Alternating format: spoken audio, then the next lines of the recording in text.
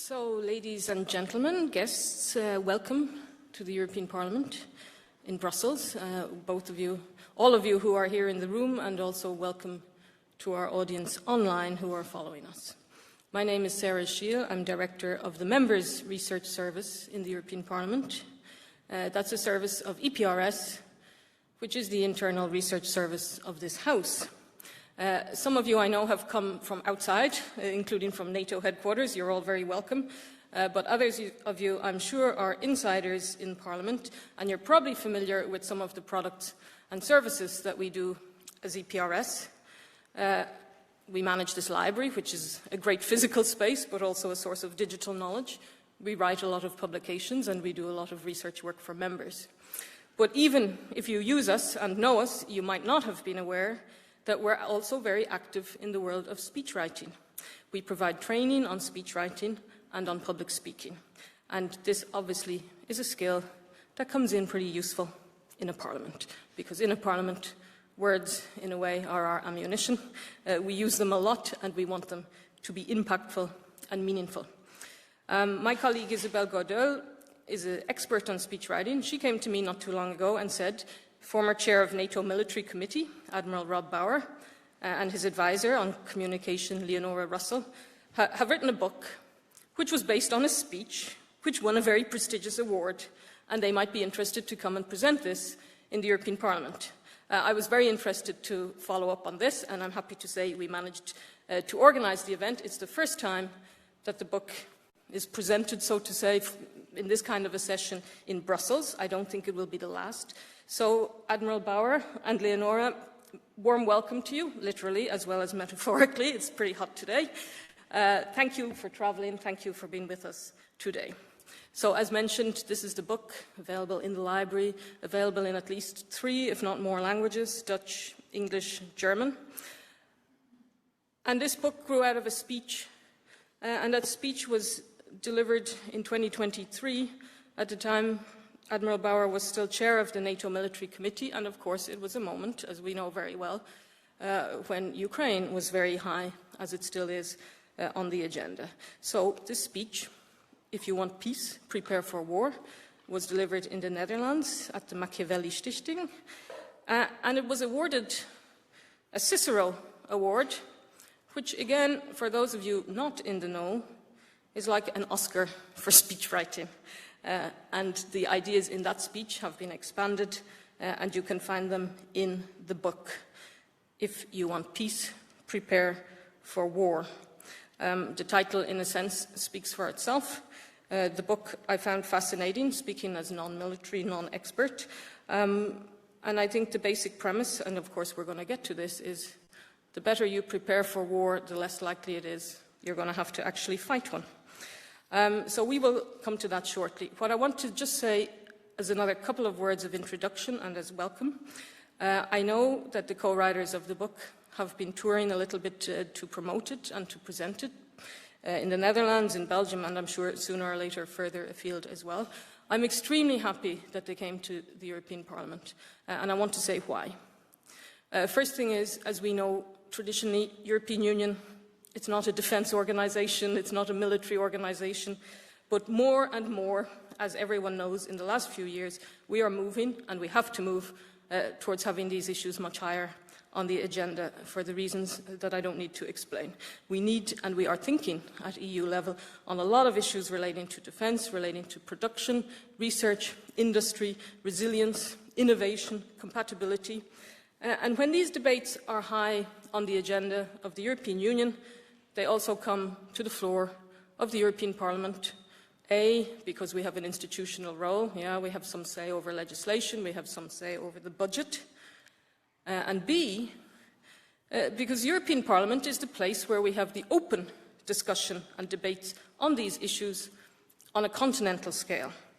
The very first Parliament that President Zelensky addressed after the invasion in February 22, it was the European Parliament on the 1st of March 22. First President of an EU institution to travel to Ukraine after the invasion was our President, Roberta Metsola, 1st of April 22. And this Parliament has been extremely strong in making that link between I would say, public opinion and expressing the public opinion of European citizens and keeping this issue alive. And the authors speak in their book with a lot of passion about how we need to have public opinion on board, because some of the decisions that may have to be taken are not necessarily going to be popular. For sure they will cost money, and money is scarce, we all know that.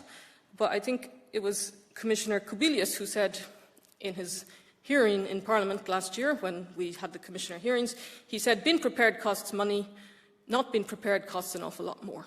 So that's, of course, what we have to think about, and we think that when we are communicating on these issues to citizens, of course, in the European Parliament and in national parliaments, we have a certain role to play. We are the institution that's directly elected. We are the institution, I think, that engages, in a sense, the most constantly and deeply with European citizens.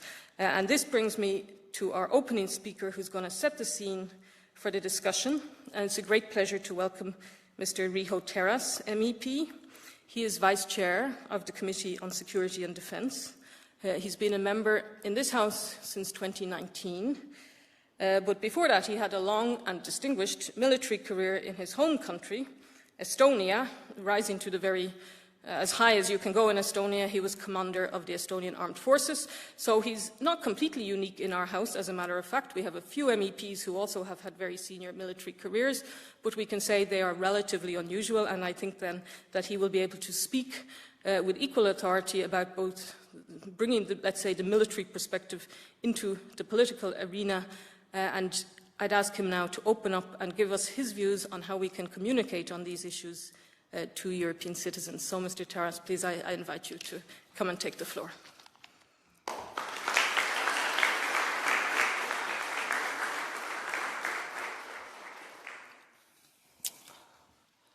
Thank you very much, ladies and gentlemen. It is an extraordinary honor and privilege to stand here in front of you to introduce this book. First of all, it's an honor to represent the chairwoman of the SEDE committee,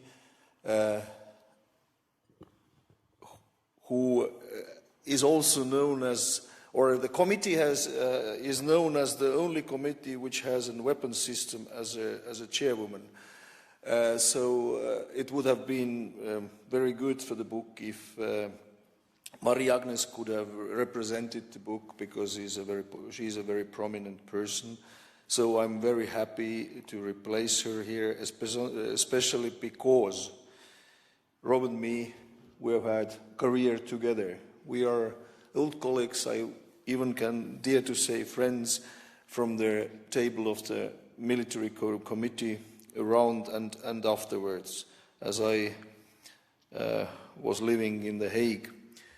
And topics discussed in this book most probably are topics we have discussed with him in several occasions.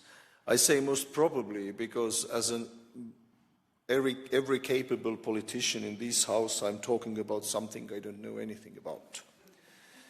Because I just got the book several minutes ago,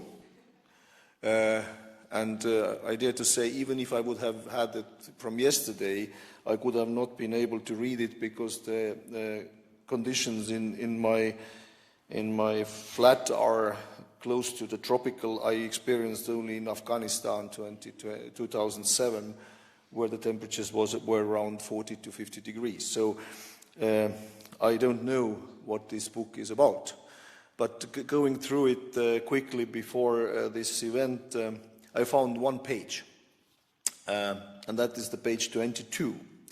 I think if you read the page 22 in this book, you would know what this book is all about, and that is important in nowadays to have a concentrated view.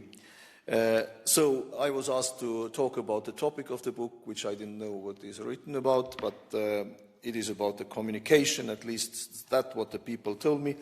And as a previous chot and now politician, I know very well how important the communication is in the defense. Actually, the defense as a topic is very different to all of the other topics of the governments. because we are preparing for something which we hope never happens. And how to convince the public opinion of paying taxes and buying things for something where the ultimate aim is that you will never use it. And these things are not the not the cheapest products on the market, but the most expensive ones. So how to communicate with your own citizens the need to spend money on defense is something which the politicians must do. And if they don't, then we land somewhere where we are right now. I blame Francis Fukuyama on that we were not spending enough for defense for like 30 years, because the narrative of end of the history, which we very much liked 30 years, has brought us to the situation where our storehouses are empty, where our capabilities are not functional, and we need to reinvest immensely to get back to where we were 1990 and before that. So the Russian full invasion of Ukraine 2022, which this book talks about also, was to some extent a wake-up call. The problem is we have had several wake-up calls: Georgia, Crimea, and then 24th of February 2022. And I would say you cannot wake up a coma patient with an alarm clock. You need to do something else. You need to find the medicine, and this medicine is, unfortunately, money. And that is why the governments, and now I quote the book, have to take responsibility and not wait for others to solve their problems. This is what we right now understand we could do. Are we really taking it seriously? In some countries, yes. In some countries, I doubt about it.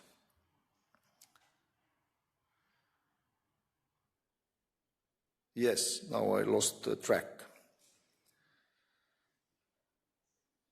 We have to be transparent. We have to, what is happening in the world should not come for our citizens as a surprise.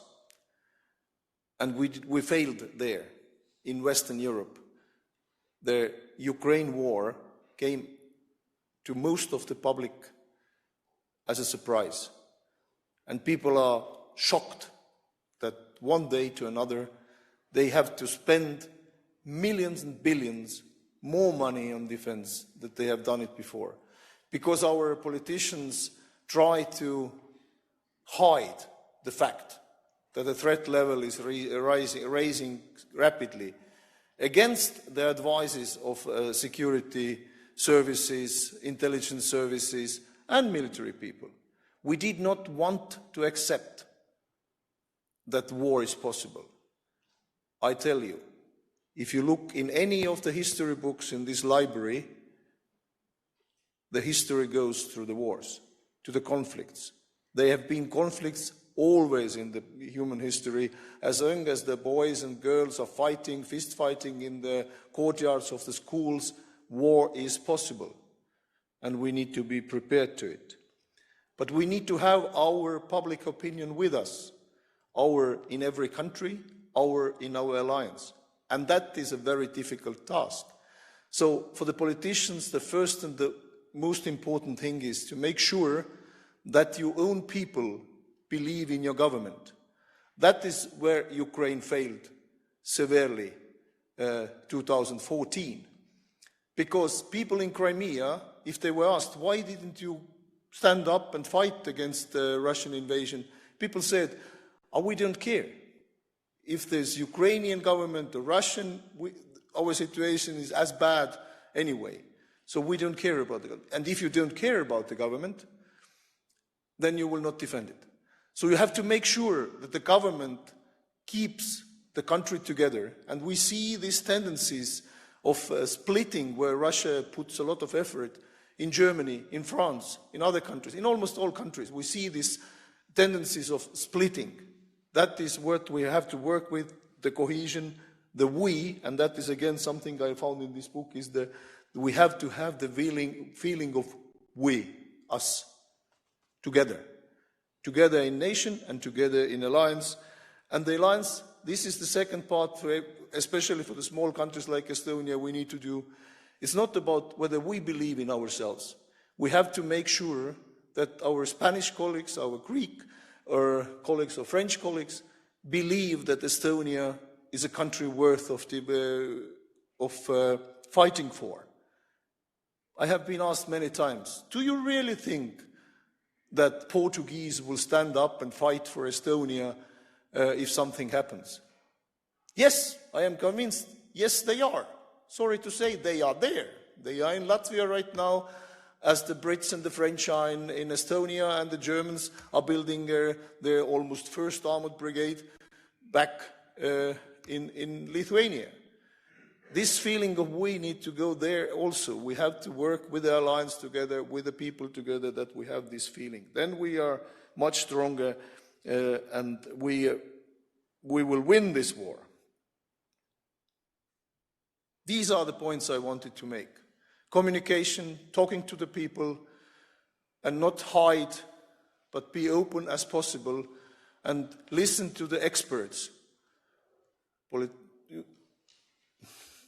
Politicians need to listen to the experts, and people can then listen to the politicians if the politician listens to the experts. I know. I'm actually introducing your book. I'm not inventing the wheel.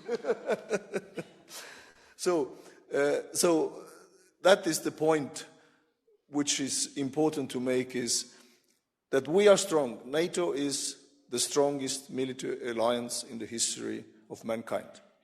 It has worked for 76 years, successfully. But it is only as strong as we are together. And as the last one from this book, as the book says, not only the Article 5 is important, which is quoted always, one for all and all for one, but the Article 3, which I always quoted also as a child, every country has to be ready and capable of defending itself. Then we are stronger together and stronger than ever. Lot of success to your book. Thank you. And I hope to get the copy, because this belongs to the library. Thank you very much.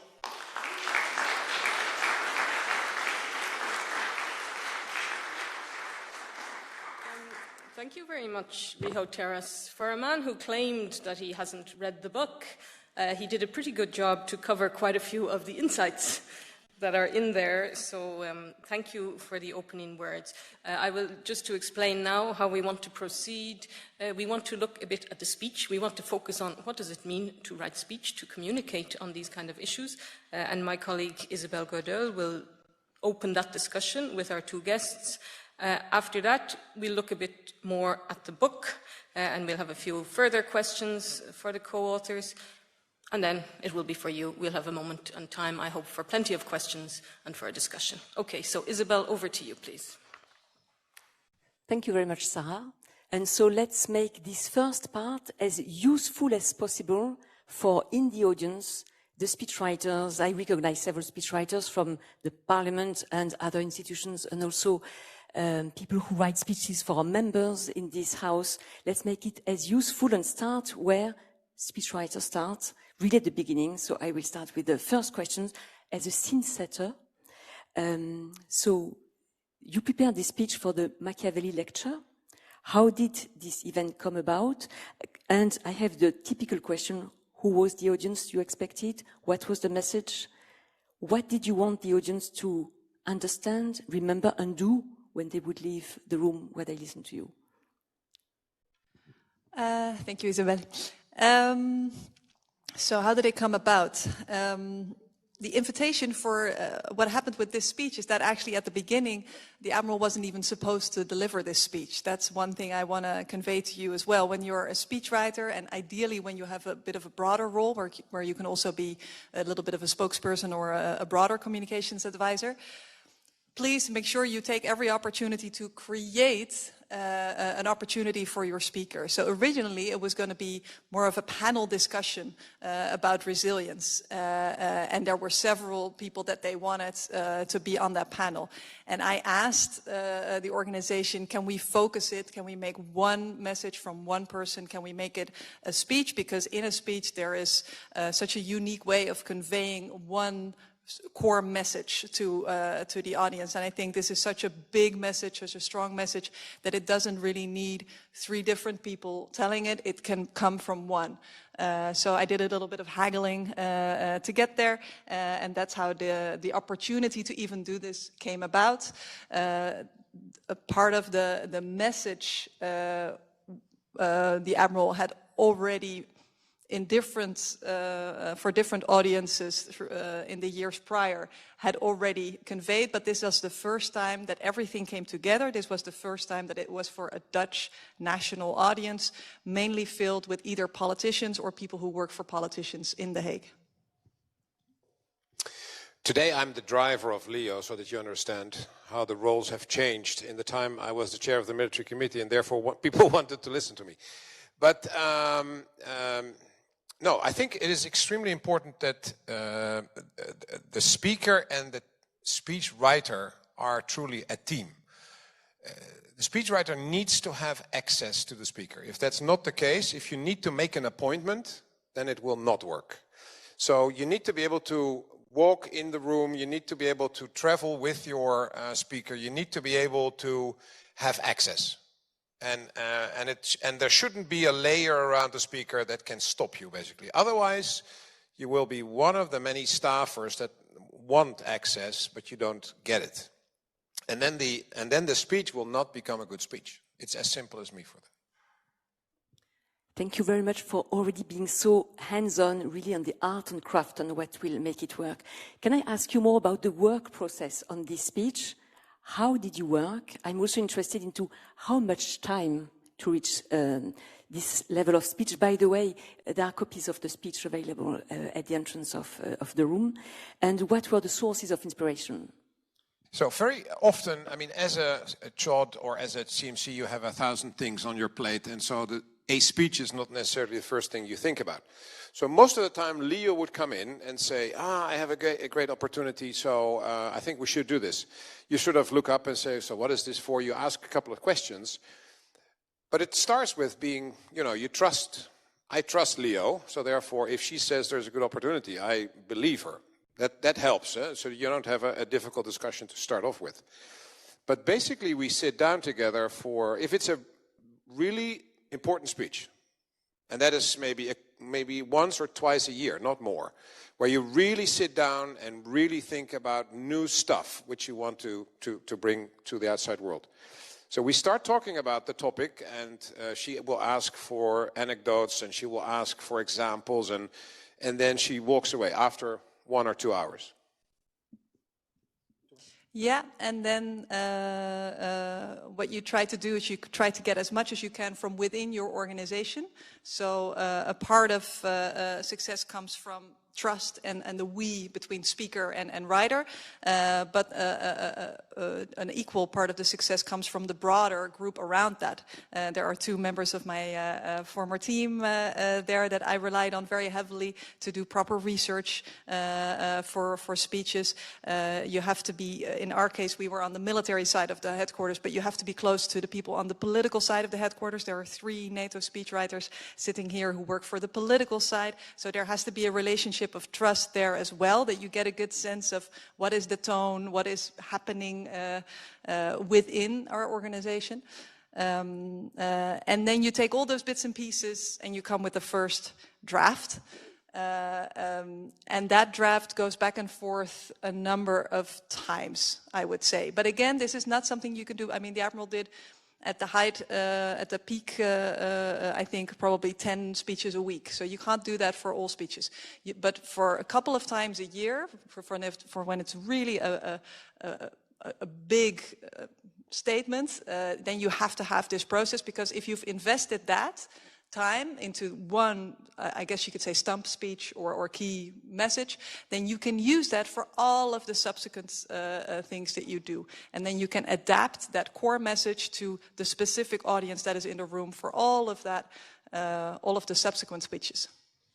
As Riho said, it is important as well that you understand what you're talking about. So even if I did 10 speeches a day, I would really wanted to understand them all.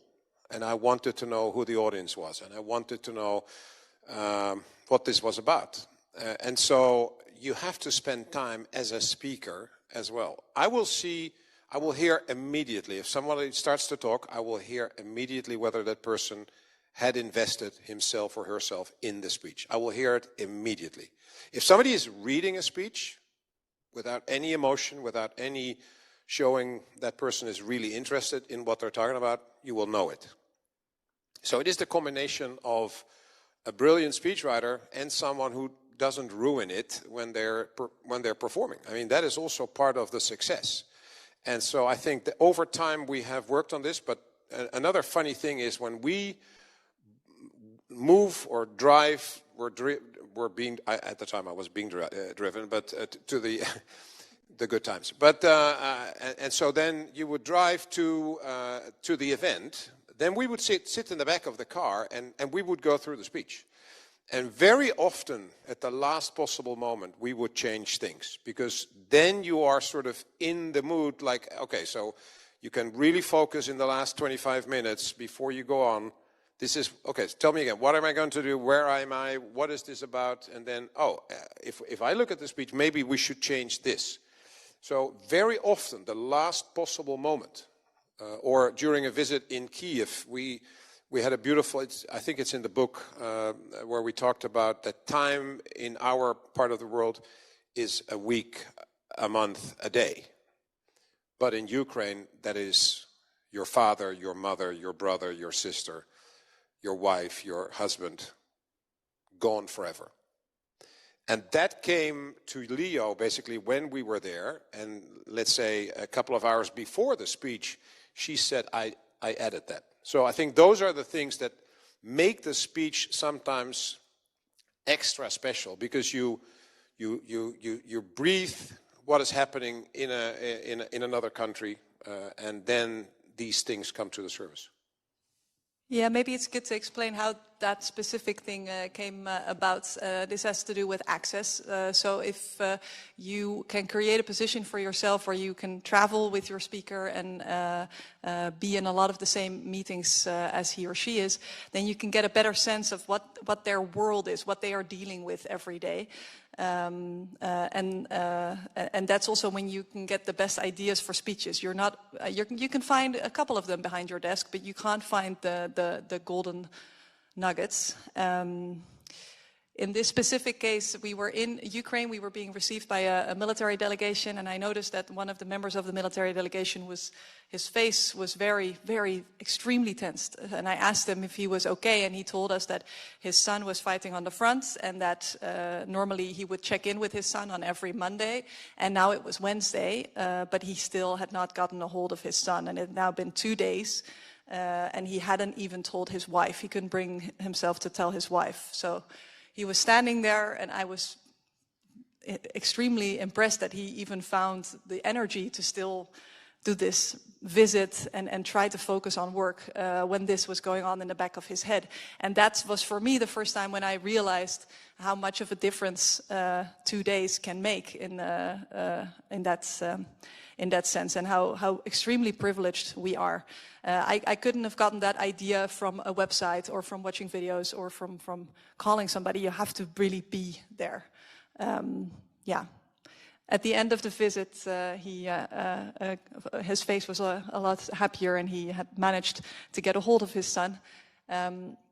But that is now already 2 years ago, so God knows what has happened since. Thank you for adding this note. Let's build on this, and I would like to ask your advice for the following situation. As a former speechwriter, as someone who helps people to write better speech, I often hear, oh, no lyrism, let's be professional. No poetry, we do politics. No beauty, we set rules. So the reluctance to embark on what you've just mentioned in your examples. Here, in the speech for which you got this Grant Award, that was for the most solemn event, the most serious time, and yet you start the speech with a countdown worth of thriller. You paint emotions and pictures that, when I read these examples in the training I give, people remember them 1 month, 6 months, 1 year later. You come with emotions that really, you play with the whole spectrum. What would you say? So you might want to read an example or give an example. You already mentioned some, but if you want, please do. And what would you say to speakers who are reluctant to use this concrete, moving, vibrant language? I mean, we both worked for an organization that is about life and death. So how can you not talk about emotions? And it's the ultimate consequence. And so therefore, if you want to reach people, you have to, in a way, move their soul. And I think that's what we tried. Of course, you have to have the right arguments. Of course, you have to be smart in how you do this.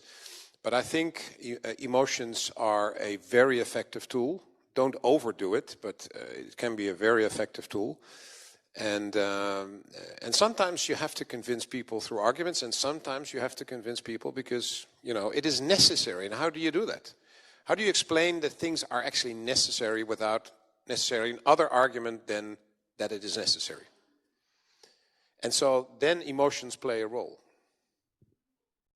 Would you like to read because you wanted the Admiral to read a little bit of the speech, eh?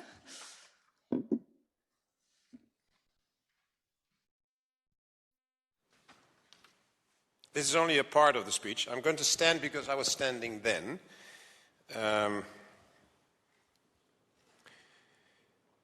Together with their armed forces, the Ukrainian population has developed a resilience that inspires the whole world. There is hope. David can indeed win from Goliath.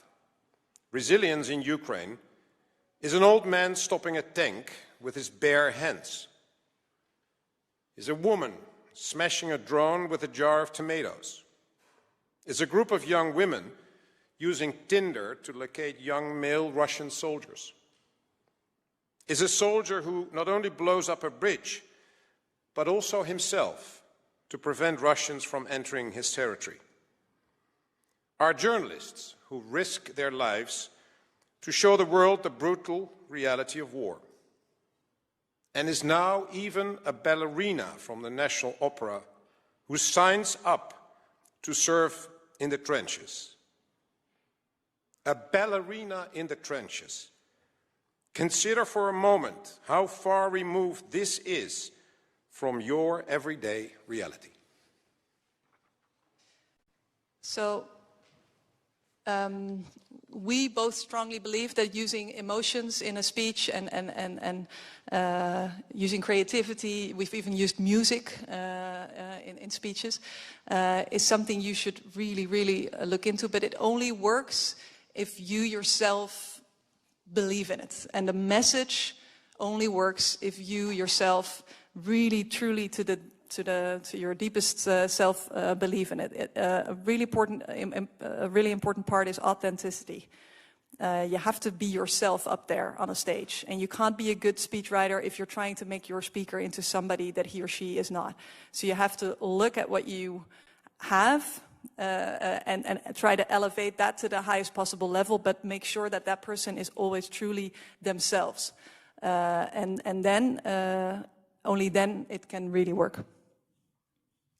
The interesting thing is I was emotional now. I wasn't as emotional in February 2023. We're in year 4 of this war, so it's even worse for the people in Ukraine. And people, if they talk about politicians, if they talk about war, they always talk about a short war because they think everything is plannable and controllable. And that time is past. It's behind us. If your enemy wants to continue the war, then the war continues. If the Russians stop the war today, pack their gear and go home, the war is over. If Ukraine stops the war today, they have lost their country. So if the Russians continue the fight, the Ukrainians have to continue the fight. It's as simple as that. And it's unbelievable. I mean, now there's also war in Gaza. There's also, so journalists move away from Kiev to go to Gaza because that was the latest. That is the latest war. It doesn't mean there's no war anymore in Ukraine. So in the military, you sort of realize all these things every day, and I get this intelligence no longer, but basically what you hear in the news is what is happening. And we become numb for it because it is far away, it's not our problem. We sort of are willing to help them still, but don't continue too long. It's not a choice for Zelensky. It isn't. The reason why we chose that topic for the Machiavelli speech, and the reason why we've continued with that topic and why we now wrote a book about it, is because on the military, when we spoke about waking up and wake-up calls, on the military level, people had woken up already, let's say, after the illegal annexation of Crimea. But on the political level, eventually people woke up as well. But on the societal level, that was really not the case. And of course, there are differences between member states. So there are member states that were more awake than others. But still, as a whole, society did not realize that this was something that affected them and that they could play any role in. So that's why we chose this message, which is maybe not necessarily a military message. It's really more, I could say, a pan-political message. Because the Admiral very early on saw, okay, this is something we have to, this is a whole of society, a war is a whole of society event, and therefore we need the whole of society to ramp up our deterrence, and everybody has a role in that. That's why we chose to write a speech like this, and that's why we chose to continue with this topic. Thank you. I see that organically the conversation has already moved to the second part. So Sarah, shall I stop here with the speechwriters' questions and leave it to you to continue on the book and the larger debate? Yeah, thank you so much, Isabel. I don't know if any of the speechwriters in the audience would like to comment or ask a question at this point before we go from the speech to the book, so to say. So I just give the opportunity for comments from the floor. If not, there will be time afterwards as well. Gentleman in the front in this row there. Could we just ask you to introduce yourself and say who you are? Thank you. My name is Sveinn Helgason. I had the privilege to work with Riho and Bauer, Rob Bauer, Admiral Rob Bauer in PASCAT in NATO, and it was terrific. I learned a lot. So the thought came up in my mind of a politician who recently delivered a speech, Keir Starmer, and he used the phrase "island of strangers," which evoked some, went to the past. What I'm trying to get at is you have to be sometimes careful and have history in mind. And then I heard a podcast where a politician said that he really didn't read the speech before. And somehow the relationship or the working relationship with the speechwriter there and the politician, it seems, was broken. So I'm just asking, you have to be aware of historical precedents and phrases that can evoke some negative feelings and overshadow basically the main message of the speech. Because it turns out this was what everyone was more or less talking about, and now he's gone back to try to correct himself, whatever, and the main message of the speech has somehow missed the point. So it's a mix of perhaps a comment and a question to elaborate on for you if you can. Thank you. Well, it comes to the point where I think if you read the speech for the first time when you deliver it, that's your mistake. For me, it's as simple as that. And so I think if you're not part of it depends on you as a person how much involved you want to be in a speech preparation and the production. But at least make sure that you know what you're going to read. And I mean, if not, then you took a risk. in a way that is not acceptable. Yeah, and research here is, again, really, really important. So that's why I think a lot of the key lessons that are in the book and that are in the speech were formed in the Admiral's head throughout 40 years of military service. So that was our core, that was what we wanted to work with. But then, which message for which audience? Which argument do you use? Where do you put the emphasis? How do you make sure that people in the room recognize what you're saying, that they can always follow what you say? Because the minute you go off on a sidetrack, in a rabbit hole, you lose them and they're gone forever. So you have to grip their attention and hold their hand throughout the whole speech. And that can only be done with proper research into who are they, what is their national history, what are they proud of, and what are they afraid of. The what are they proud of and what are they afraid of are the two questions that I always ask myself whenever I'm writing a speech for an audience. That's, if you can answer that properly, then you can write a good speech. Thank you. Lady in the front row, please.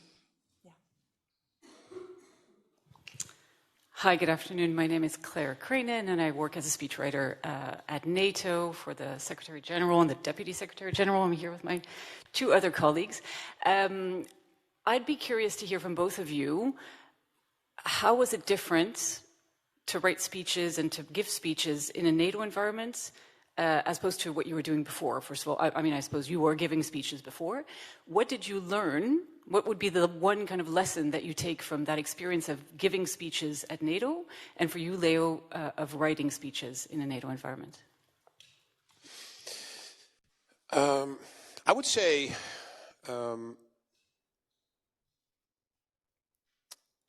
the audience is much larger at NATO. I mean, not at NATO headquarters, but we're talking about 1 billion people in possibility, at least. I mean, so the reach you have if you talk inside NATO on a topic that addresses 32 nations means that you have to think about that you have to understand the consequences of your words, and you will never please all the nations and all the people. That's impossible.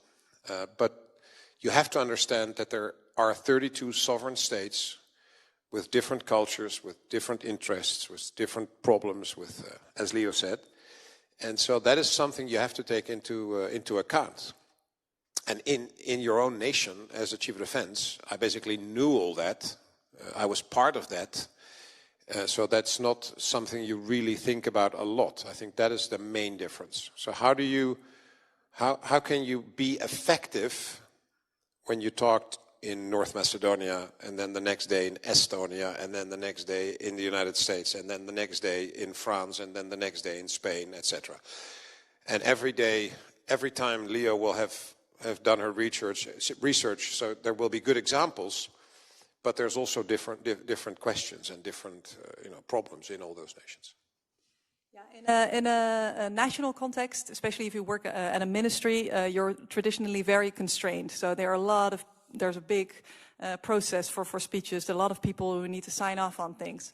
When we arrived at NATO, that process was slimmed down to just the two of us, which is fantastic. But with great power comes great responsibility. If you no longer have that, that means you have to be extra careful, and you have to have an extra well-developed sense of what is okay to say and what is not okay to say. When we arrived at the NATO headquarters, the military voice of NATO was not necessarily heard very loudly, especially publicly, for all sorts of reasons, but that was just the situation as it was when we arrived. And instead of sort of arriving and going, well, here we are, and we're now going to do something big, we decided at the beginning we're going to start it very, very slow. Do small things, step by step. Make sure that you yourself have a better sense of who you are in this organization and what your role is. Make sure that you develop experience also with the international journalist, which is a very different setting than the national journalistic scene. So we did it really step by step, and then if you do something well, then people will start to trust you and say, hey, by the way, do you want to do that other thing? Because we don't have time.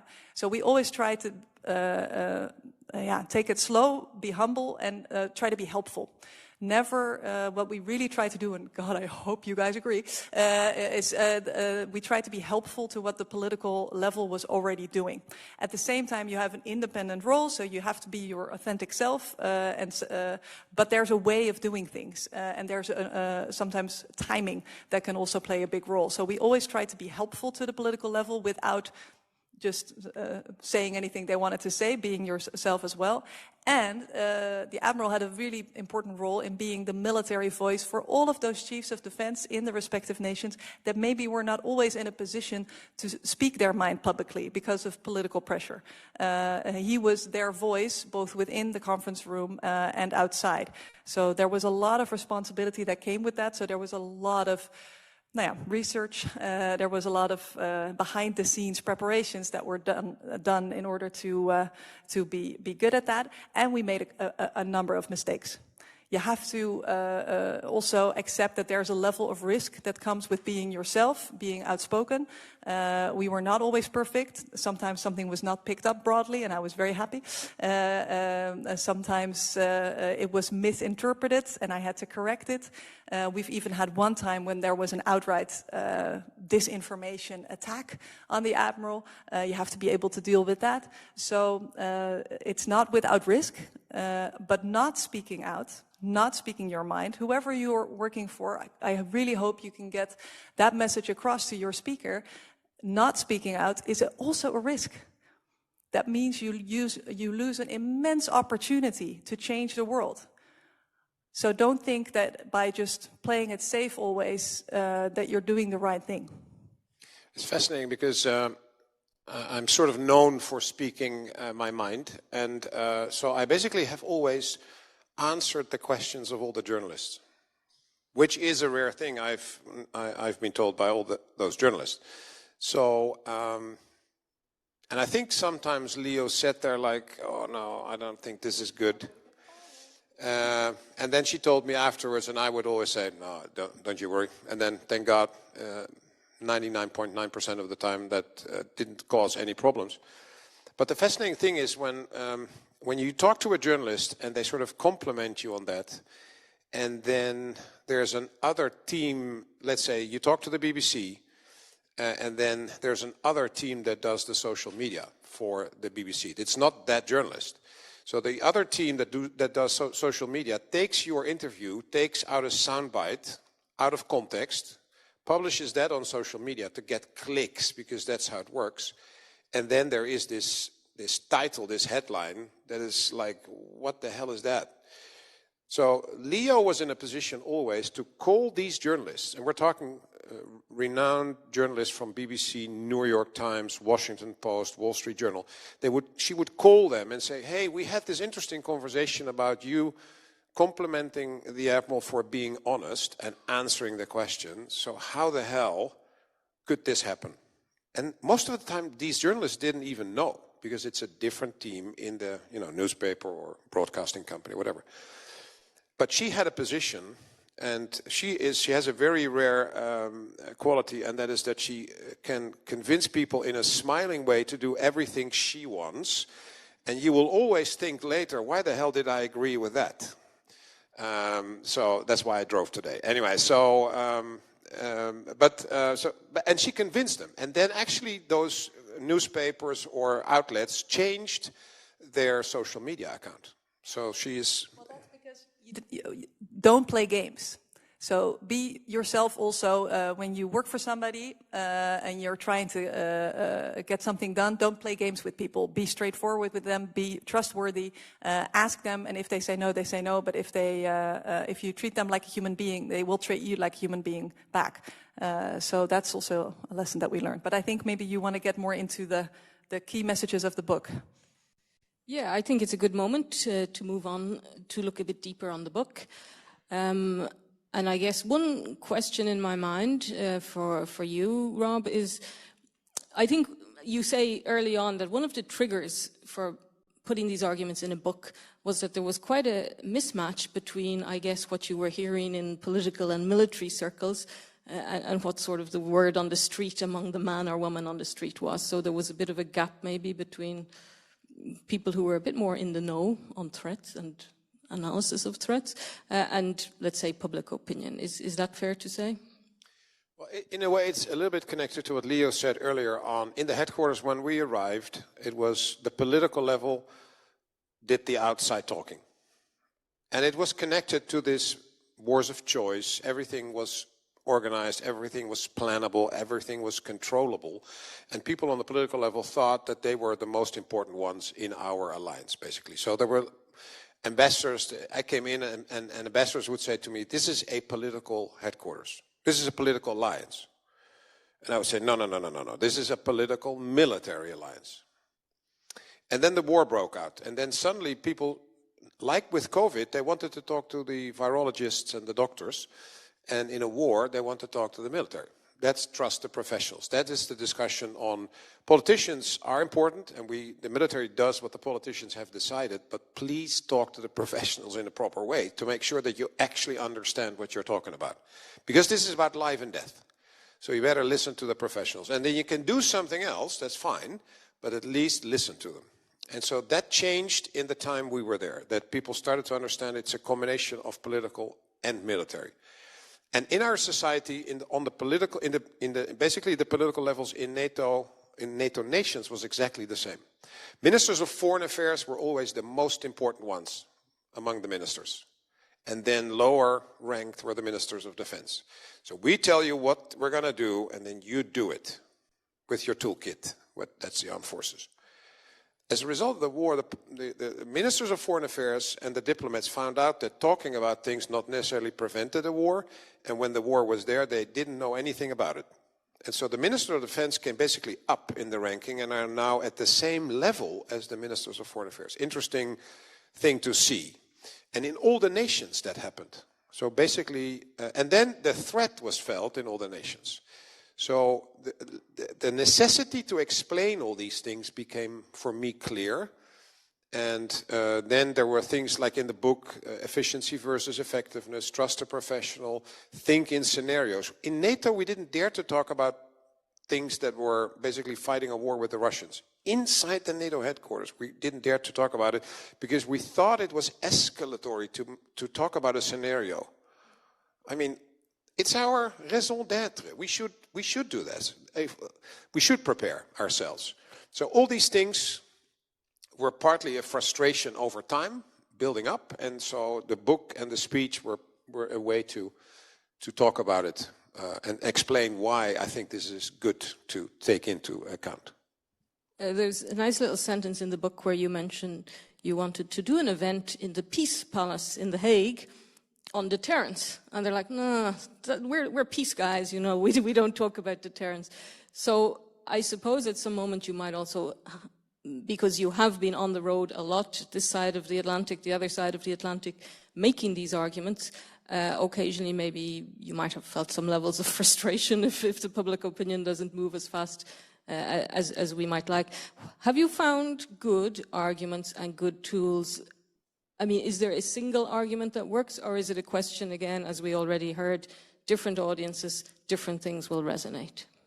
Yeah. And maybe just to add, that was in my head because I think you want people to be prepared. That's very clear from the book.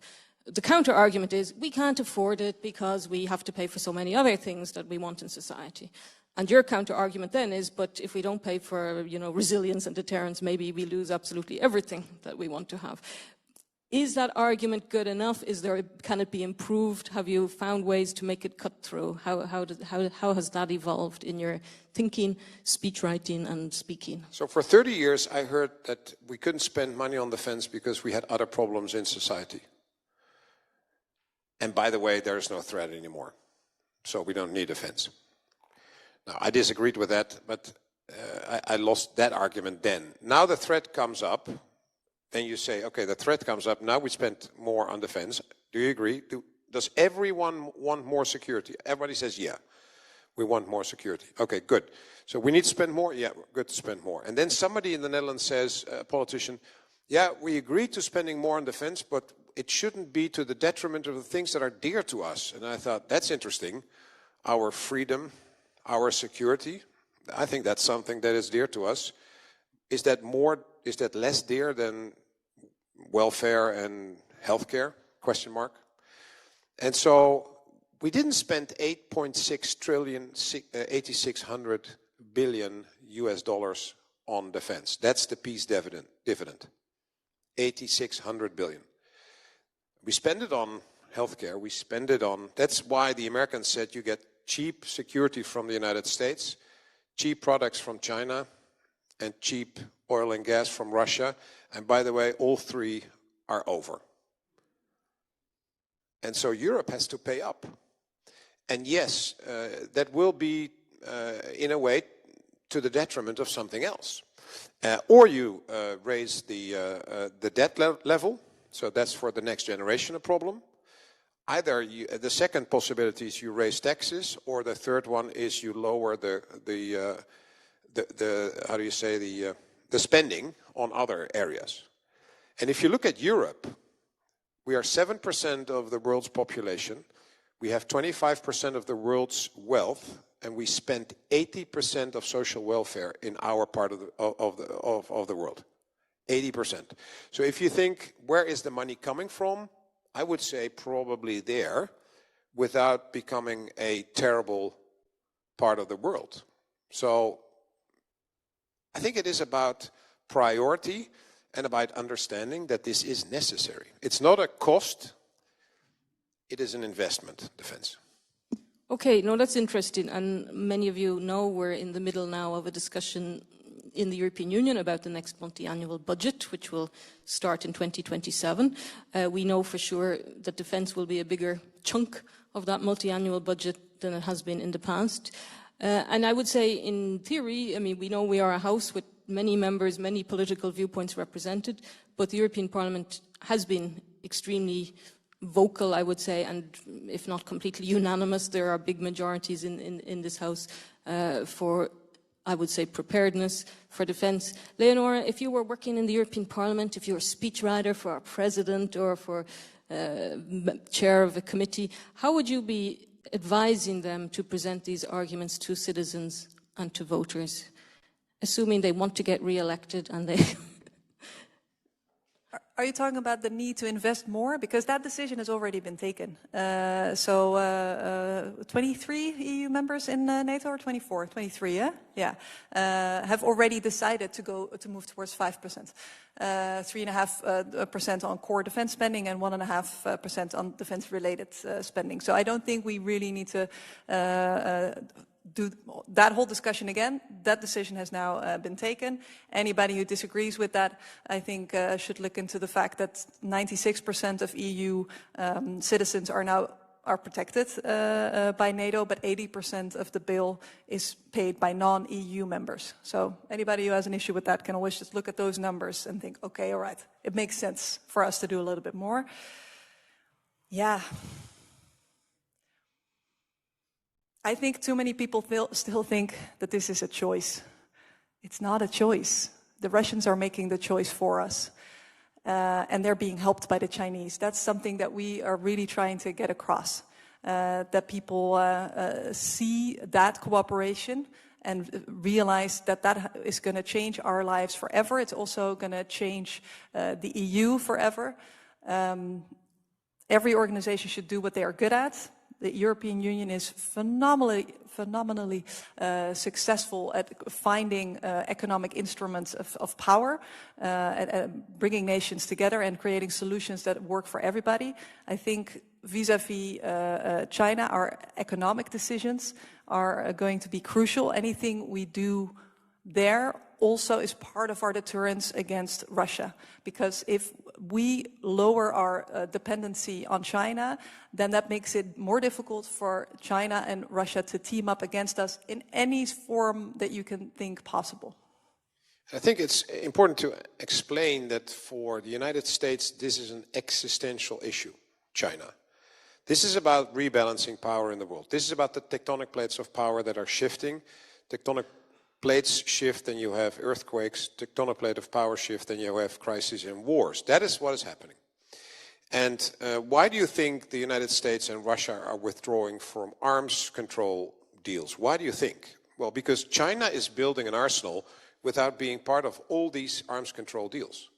So if the Americans and the Russians are limited, and the Chinese are not, and you're afraid of what China is achieving, then you need to do something. We see the same with anti-personnel mines. In Europe, we see nations leaving those treaties. Finland, the Baltic states, Poland. They do this because they are bordering with Russia, and so or Belarus. And so all these things are very much on a topic that is an existential fight for our nations. And the people in the street, I understand, do not feel this, because we walk out, you can have a latte on every corner of the street. If I ask my sons of 22 and 23, would you like to die for your nation? I think it's a very strange question, by the way, but of course they say no. Why would they? But if you ask these questions in 2013 in Ukraine, you would have had the same answer. People would say, no, of course not. We live a good life. But now, as I said, the ballerinas die in the trenches. So the people in Ukraine know what this is about. This is about being able to speak Ukrainian.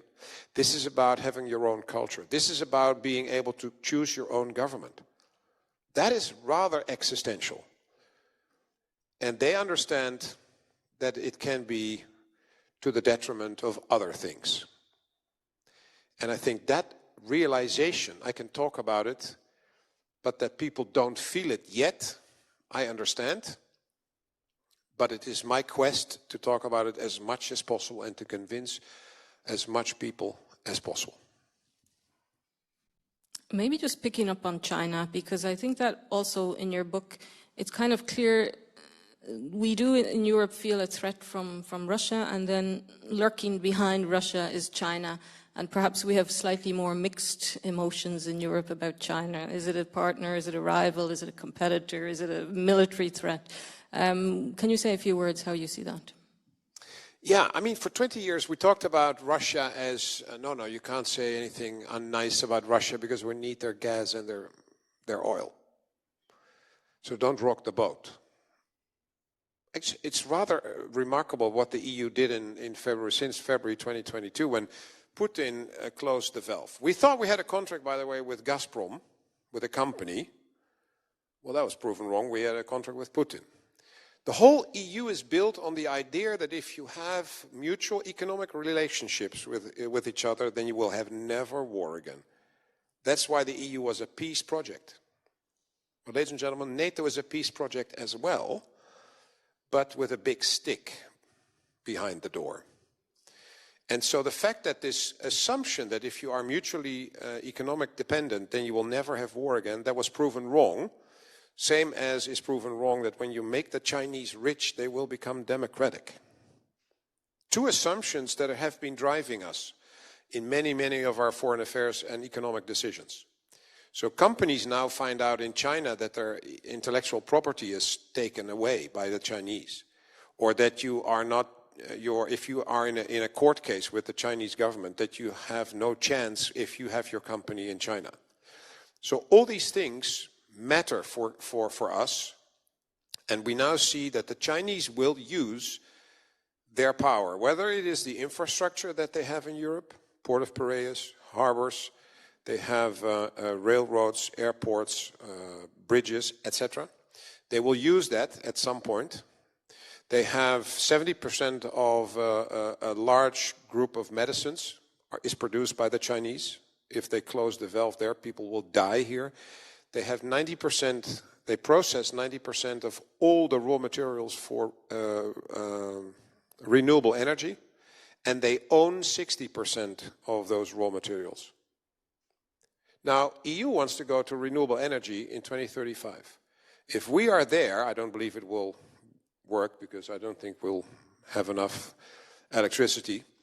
But if that is the case, and Xi does this because he wants something from us, then you will be unable to drive, you will not be able to cook, you will not heat your house, you will not have any transport, and you will not be able to work. If I tell people this now and then say there is an alternative, because we can dig mines in Canada, in Norway, Finland, Sweden, Australia, where these raw materials are, but then we have to dig a mine and make dirty hands there. And that's also against the climate. And I'm saying to all of you, there is a choice now. We have still 10 years to go. There is a choice. If we don't do anything and you are without light, without heating, etc., in 2035, don't moan. Then it was a choice you made today. So all of us have to understand we have choices and we will have to accept the consequences of our non-choices if we not make them. That's the chapter about risk. Not doing anything is also risky. So all these things is, I don't know. It is, it's an uphill battle in a way, but I think we need to talk about it. Okay, thank you. One of the chapters in the book then towards the end is from me to we. Yeah, so we should maybe be, as you just suggested, we might need to be a little less focused on our own individual well-being or lifestyle. We should try to bring the we thinking. And I know you've been going around to different events to talk about the book, to talk about the speech, and this is something people are interested in, whether it's as a company, as an institution, as an individual. How do we go from me to we? Yeah, so in many ways we learned the wrong lesson in COVID. In COVID, the way to get through that crisis was to go into your own bubble, make sure that you yourself have enough toilet paper and you will be fine. The way to get through this is the exact opposite. You have to look at the group of loved ones around you, your direct family and friends, your neighbors. Do like a scan, as you will, from the people who are closest to you, physically or emotionally, and see who is vulnerable, who will need help if we have a power cut for 72 hours, if the water stops running, if there is any form of prolonged crisis. It doesn't even have to be a full-scale war where tanks are in the streets. We can already also be faced with a prolonged crisis where, as a result of perhaps a military direct confrontation elsewhere in the alliance, we will be facing much heavier attacks here in Brussels, in The Hague, in Portugal, in wherever. So do a scan of that sort of circle around you, as you will, and think, what can I offer to them? It's not only about looking at vulnerabilities and looking at how you yourself can make it through this. It's really also about the we. What can I offer to other people in the event of a crisis? Then it's about what can my place of work, either you work for a private company or a governmental institution, what can my organization that I work for, what can we do to make sure that our service or good that we produce, whatever, is able to still function in the event of a prolonged crisis or even a full-blown military conflict. Because if you're able to continue, that will be a large contribution to the stability of your nation. So it's about that immediate group of family and friends, and then it's about your organization or government or company that you work for, and then it's the broader good. Think about what you yourself can contribute to the broader good, and that's not something we are often thinking about anymore because we're not used to it. But if you apply that mindset and sometimes put your own individual needs, put the needs of the group ahead of your own, you will be so much stronger. And the EU is a perfect example where you can put if you look at the group first, if you look at the collective of the European Union first, then you can create ways to make each individual member of that group also more stronger, successful, more prosperous. I think at worst, it takes a war for people to really understand this way of thinking. But you can do it already before that, and Ukraine has shown us that. What Ukraine has done between 2014 and 2021 is really remarkable. they did a complete overhaul of their government budget. They did a complete overhaul of the way they organized their armed forces. They did a complete overhaul of the way they organized their society. They felt more that they were truly a nation because they knew who they know who they are and they know who they're not. And I think if we apply that same lesson, because we too have been woken up as they were in 2014, then we can make sure that we are a lot more resilient and ready than we are now. And then we can minimize, we can never eliminate the chance of war, but then we can minimize the chance of war coming to us. And the we and the me is actually also applicable to nations. So if you, Leo talked about individuals and then your family and then your municipality and then your city and then the country. But if you say we as NATO and me is an individual ally, the same applies. So if we are truly together and the unity is there, nothing is stronger than that. But if nations individually say, well, yeah, I sort of understand that it's necessary, but I'm not going to do it, that's not helpful. And I know politicians don't like the fact that we have this long-term plan in NATO and basically for the next 15 years tell the nations, after consultations by the way, that the capability targets as agreed by the nations with NATO in The Hague, which is the shopping list of what they have to buy the next 15 years, politicians don't like that because the next government basically gets the same shopping list. And then there's no wiggle room. Oh, by the way, in the past they did that. So they ordered 100 tanks, next government elections, change of ideas, tanks were cancelled. So the government was an unreliable client. And so the plea from fighting for the we in a world of me also applies to nations. Same in the EU. If we are together, truly together, then we're extremely strong. What happened after the war was started by the Russians, the full-fledged war, in, let's say, February, March 2022, when both EU and NATO did what they were good at. The synergetic effect of that was amazing. I mean, it surprised me, it probably surprised you, but it also surprised Putin and Xi. Then we are at our strongest, when we truly work together and don't have our petty fights amongst each other. Forget about all the national priorities, but understand that when the whole is threatened, then the unity is the strongest. When the threat lowers, then of course all the individual problems come to the surface and everybody fights for him or herself. And the same, so the theory also applies to nations. Thank you. I think it's a good moment that we ask the audience if they have comments or questions. So if you do, please raise your hand and we'll get a microphone to you. We'll take a few together. I see one at the back there, please. Please tell us who you are. Hello, Maciek Jastrzębiec-Pyszyński. I work in a research service, but not in EPRS. My question is actually about the speech. And you mentioned, we know that Russia invaded Crimea in 2014. Could this speech be pronounced in 2015, or you think that, because I would say we talk about, how you say, we know that Ukraine was a different thing in 2015, Russia was maybe a different thing, but my question is about, could it be 10 years earlier? Thank you. Maybe we gather one or two questions together. I see over here. Claudio? Yes, Claudio Collova from the European Parliamentary Research Service. A question and a comment. The question is, the speech is simple. It's a simple language, very short sentences. Could you comment on this? And a comment, I am an unlikely ally. I avoided the military service, but I'm convinced that war is back and we should change our mindset. Thank you.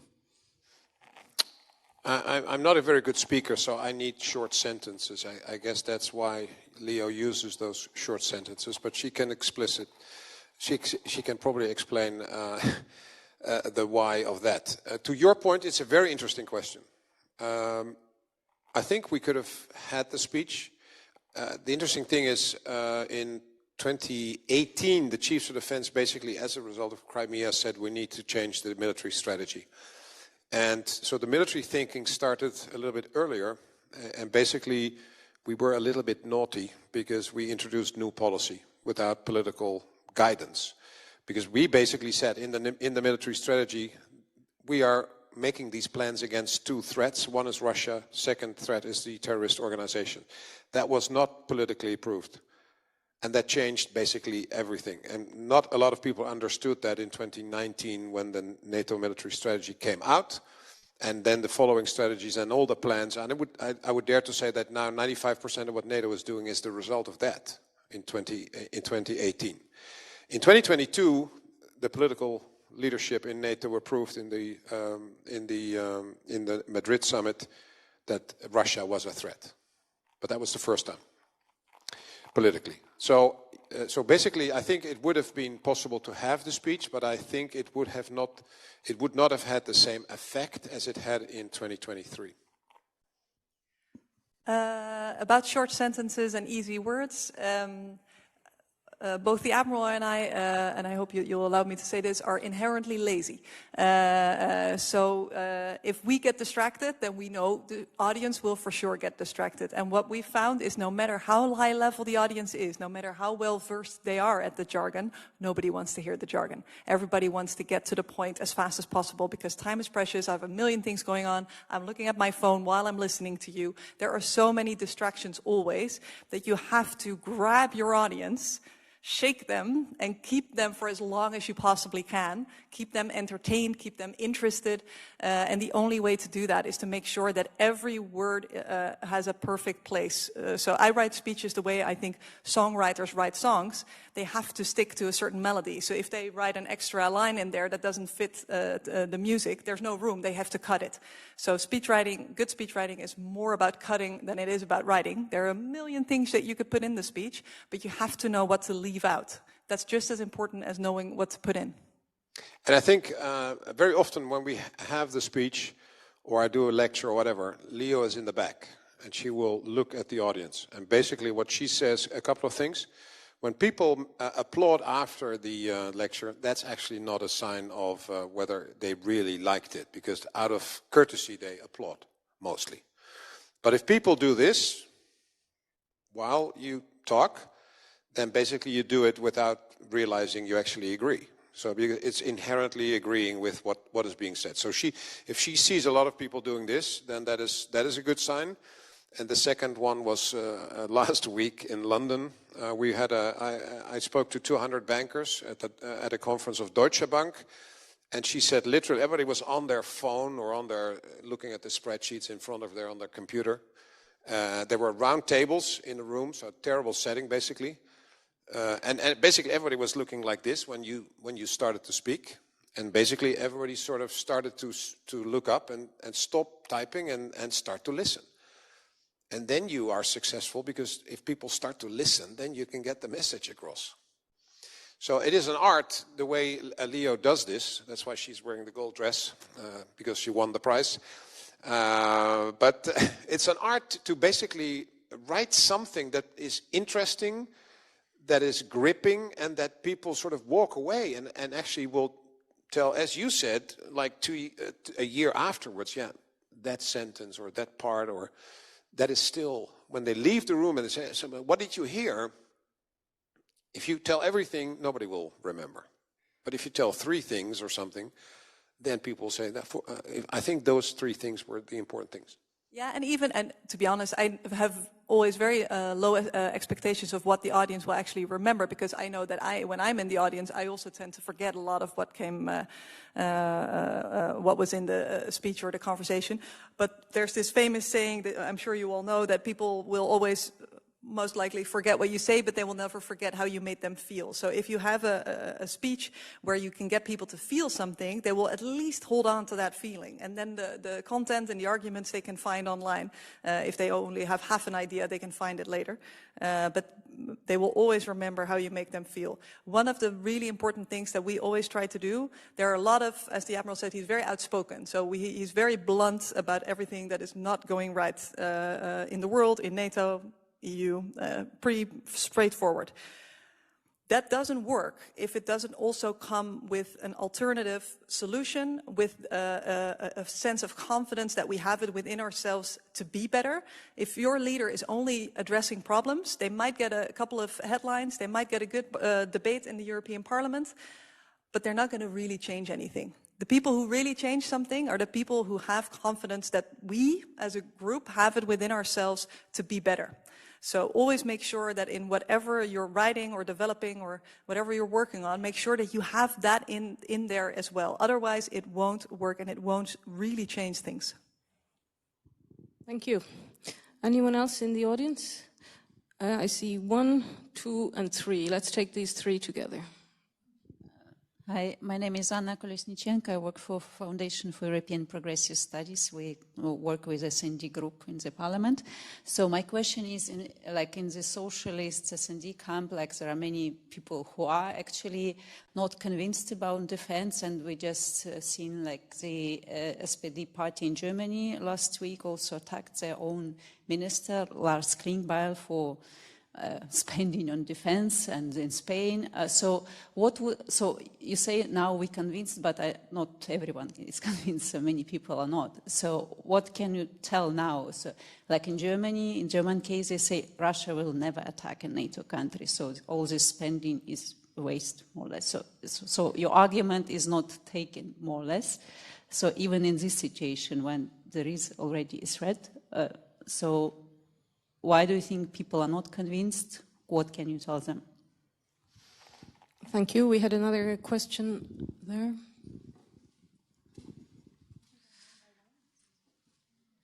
Thanks. Hi.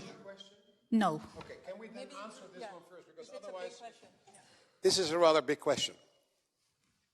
So it's interesting because the sentence, Russia will never attack Germany, is the Russian narrative. It is literally what Lavrov says, what Putin says. And if they would be honest, then that's great. But Putin said to Macron 2 days before the invasion of Ukraine, it will not happen, don't you worry. So the Russians are lying. If you don't want to believe me, that's fine, but the Russians are lying through their teeth. And so that's one. Second, if Lithuania is attacked and we have Article 5, then Brussels is a legitimate military target because of all the headquarters Belgium has. Mons is a legitimate military target. NATO headquarters is a legitimate military. I think the EU will be as well because of the sanctions. So if people think that the only moment you really have to think about security is when Russian tanks drive through the streets of Brussels, wake up. The missiles will be here. The drones will be here. The killing will be here. And I'm pretty sure that all the people that are now against it will then scream to their government, how in earth is that possible that we were not ready? Because that's the human response as well. And so the only thing what I'm trying to get across is if we spend the money on preventing war, that is much cheaper than waging war. If people think 5% is a lot of money, talk to President Zelensky. He spends 35% of his GDP on war. I think the choice is easy. I think the choice is easy. I understand people don't feel it yet, but the military logic by international law, by the way, is that Brussels will become a legitimate military target. As the port of Rotterdam, as the port of Antwerp, as the satellite building in Luxembourg, who thought they were safe. It is. And so if people don't want to believe me in that, that's fine. But that's the reality. And then we are at war, because the war started in Lithuania. And all of the nations that are part of NATO have promised each other that if Lithuania is attacked, we are helping Lithuania. And we can't have the discussion, it's only Lithuania. How would Belgium think that would sound if people would say, it's only Belgium? So if people are not egocentric, but understand that the fact that we are together in the pack protects us, But then we have to live up to the promises. So if Belgium wants all the headquarters, because that's good for Belgium, then you also have to spend the money on defense. You can't have it both. You can't not spend it and then expect everybody's loving you for the fact that the headquarters are here. That's not enough. You have to live up to the agreement. Because only together we build the shield to deter, preferably deter, and if necessary, defend against the true threats. And if Belgium or Spain or anyone else takes a risk against itself, that's fine. But by not helping and building the shield, you actually take a risk against all of us. I'm saying you, it's not you personally, I hope you understand that. But so I think we have to sort of stop talking about only ourselves. There is something at stake at a much more strategic level. And it will only become clear when there is a war. But then there's no time to talk about it. Then there's no time to repair it. So we better prepare ourselves now when there is time. That's the whole essence of the book. Indeed, I think the longer answer to your question is in the book. Let's keep moving, and we have to start to keep it brief at this stage because we'll wrap up very soon. But we had another question here. Yes. Hi, I'm Isabel Ioannidis. I work in EPRS. I'm a researcher. And what I've been really reflecting on during your speech is about the power of words. So we deal a lot with words, obviously, as researchers, but we use them very differently than you. And one basic premise in research is the concept of reflexivity. Reflexivity is the act of recognizing and examining your values and thoughts and perceptions of the world and seeing how these affect your understanding of the world and then how you portray this in your writing. And I was just wondering if this sort of concept exists also in the communication world, or is communication really just about how you will deliver the message? I'm not 100% sure that I understand the question. In the interest of being honest, I'm really sorry. Can you repeat? So reflexivity is essentially the exercising of being aware of your own feelings, thoughts, values about a certain issues that you're trying to communicate, and in a way distancing yourself from it, or being aware that you have these biases towards an issue. How do you deal with this in the communications world? Apologies, yeah. I wasn't listening correctly, which is exactly the point that you were trying to make. Yes, we do take that into account, and we try always to learn from negative feedback that we get. So the message of preparing for war implies a number of things. It implies that you see Russia as a threat. It implies that you think that preparation is a big part of deterrence. It implies that you think that deterrence will actually work. There are a lot of assumptions in there that we strongly believe in, that maybe our audience doesn't necessarily believe in, and that's where the previous question, I think, also came from. Not everybody has the same way of looking at the world, and this comes from, luckily, not only the Admiral and my view of the world, but 32 armed forces, 31, because Iceland doesn't have, but, sorry, Svein, it's the collective NATO military intelligence that sees it this way. It's the political level at NATO that sees it this way. So if you don't trust the two of us, trust at least the broader group. But then still, you have to listen, because why are people maybe not listening to your message? Why aren't they believing? Why aren't they believing you? Because they might have other things that they are worried about in their own life. They might have a different history in their country. There are always reasons why people are not listening, and you have to get into that as well to make sure that you make them not only feel in the sense that it's a trick. You have to honestly listen because you care about them.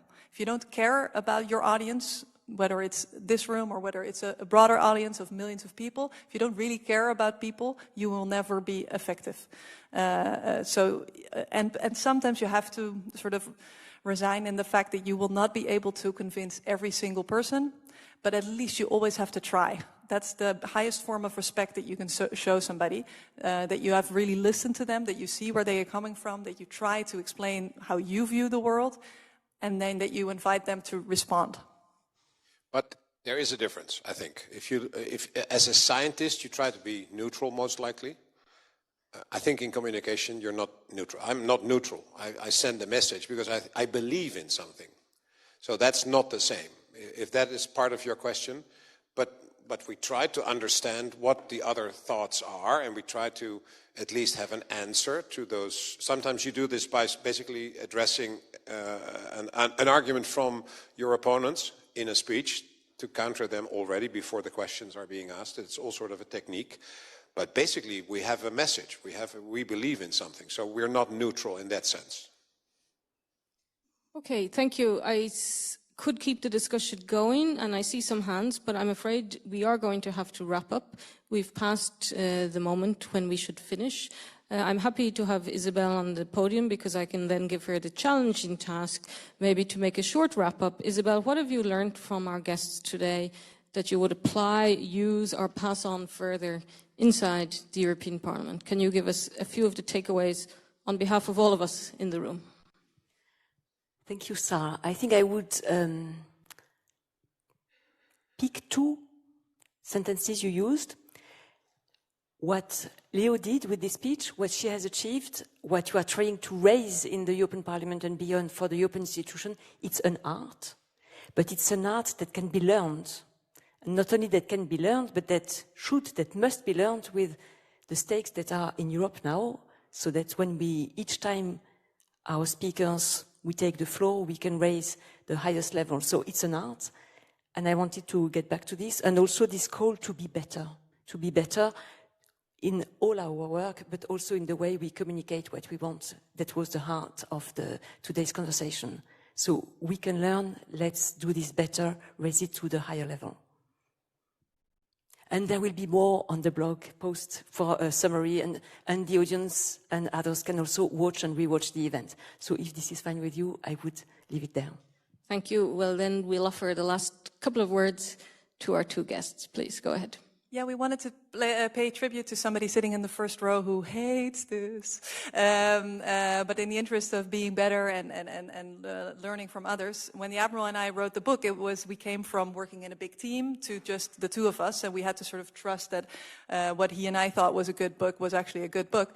And then we sent it to Delith Hemingway, who is sitting in the front row, who is a brilliant speechwriter, brilliant writer, brilliant everything. And she's hating this, but she read it. And she said, I think it can be better. I think there's lots of good stuff in there. I think it can be better. And it took me a couple moments before I saw what she meant. But after having a cup of coffee and reading through her remarks, I noticed that she was right. So thank you, Delith, for making this book so much better than it would have been otherwise. You've spent a lot of time on it, whilst you have a job that is not necessarily a quiet job. So I don't know how you found the time, but you did. And it was such a sign of friendship, a sign of trust, a sign of also you being very, very dedicated to this message, to NATO, to preventing war, that you took the time to help us with this. So a big, big thank you to Delith. Thank you. That's the we and not the me in action there. So Rob Bauer, final couple of words from you, please. I think we are very honored to have been able to be here and to explain some of the thoughts in the book, explain some of the things that happened between the two of us when it comes to speech writing and speaking. I think to a certain extent you can learn things, and to a certain extent the combination of the two